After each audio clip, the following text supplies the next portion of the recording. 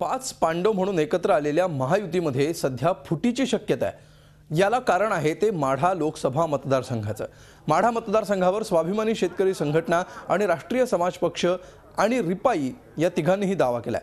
माढा मतदारसंघ आपल्याला मिळाला नाही तर महायुतीमध्ये राहण्यात आपल्याला स्वारस्य नाही असं वक्तव्य राष्ट्रीय समाज पक्षाचे अध्यक्ष महादेव जानकर यांनी केलंय।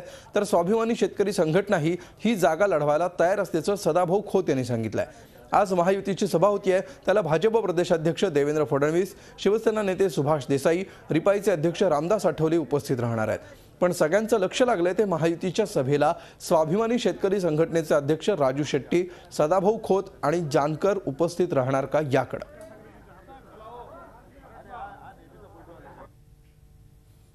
20 वर्षाचं आमचं त्याग आणि कष्ट चालू आहे। तर लोकांना वाटायला लागले की काहीतरी राष्ट्रीय समाज पक्षाला आज मायलेज मिळायला लागलेला आहे। आणि जर राजू शेट्टीची भूमिका असेल की राष्ट्रीय समाज पक्षच वाढू नये तर मीही त्यांचा पक्ष वाढू नये ह्या भूमिकेशी मी बी ठाम असेल।